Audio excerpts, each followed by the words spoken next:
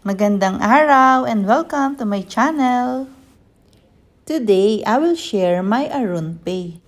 So, ganito kasi yon. Sa China, AronPay ang tawag sa kanila. And sa Korea, Bernalense naman. Pero isang plant lang sila. Ito yung cuttings ko na kakapat ko lang kanina. Nung kinat ko sila mula sa mother plant, yun yung a day before dumating yung bagyo na si Goring. Ang alam ko, wala namang bagyo dito sa NCR pero malakas ang ulan. Anyways, hindi naman ako kinabahan dahil subok ko na ang tibay nitong AronPay. Pa-comment naman po kung nagagandaan kayo sa kanila kasi ako gandang-ganda. Favorite ko sila kasi bukod sa matibay, madaling i-propagate, madali din lumago, mag-lash, matibay din sila sa ulan at sa summer. Mas hinahayaan mo sila sa ROS, sa ulan, sa araw, mas lalo silang gumaganda. Para sa akin napapansin ko sa kanila.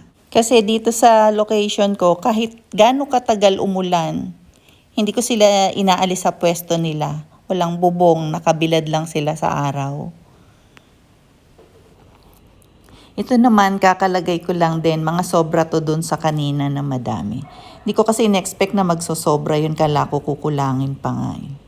Ang ginagawa ko, pagkapat ko sa kanila, bright shaded muna sila for 3 days sa mahangin na lugar. And then after nun, unti-unti ko na silang sasanayin sa morning sun. After a week, dilig, konti lang, tansya-tansya. Then every 4 days after ng first dilig. 70-30 pa rin ang ratio ng soil na gamit ko. Ito naman yung mga na-propagate ko last month.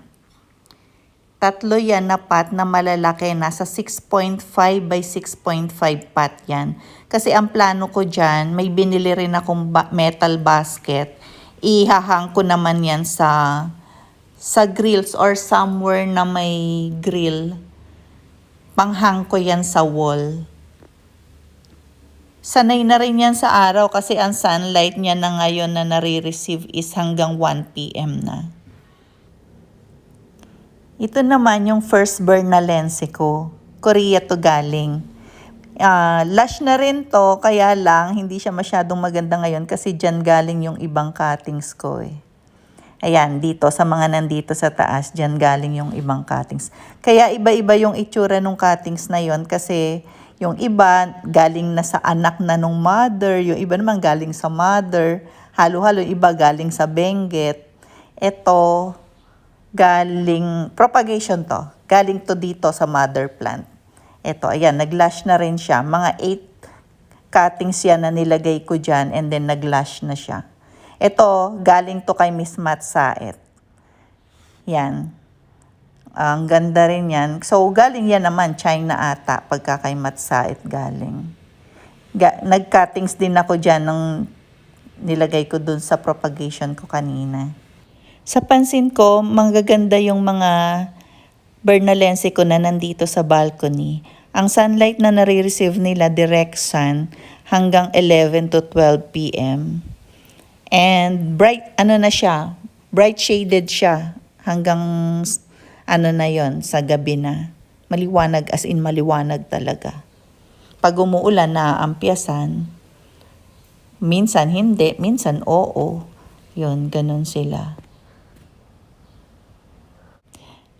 Ito naman sa likod, kita nyo? Ano yan eh, nalaglag lang yan dyan na dahon. So pinabayaan ko na lang siya, dinidilig-diligan ko. So ayan na siya, nabuhay, malaki na. Pwede na yan, lalago na yan dyan, dadami dyan yan. Next naman, ay papakita ko sa inyo yung mga Bernalense ko na nasa baba naman to ng bahay. Sa likod to ng bahay. Wala na ako sa balcony ngayon. Mga cuttings yung iba niyan. Yung nasa terracotta, bigay naman niya ni Joyce. Nung may binili ako sa kanya, pa-free niya yan. Then itong nasa may yan, yung mataas na yan. Cuttings ata yan, cuttings din yan. Kaso bumagsak yan nung pagkapat ko, hindi ko na tinanggal. Kasi kakapat lang nun. Ito, cuttings din yan. Ilang piraso lang yan. Tingnan nyo, lash na. Nakahanging pat naman yan. Binaba ko lang ngayon para sa video. May tipid-tip nga pala ako sa pag-aalaga ng succulents. Dapat alamin natin bago tayo bumili kung ano yung matibay, madaling alagaan, madaling maparami para hindi tayo nasasayangan ng pera. More tipid tips on my next vlog. Thank you for watching.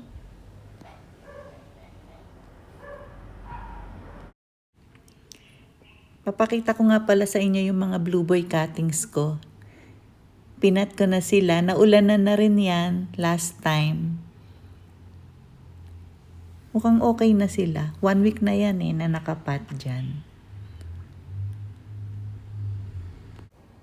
Ang bait pala ng blue boy, daling buhayin.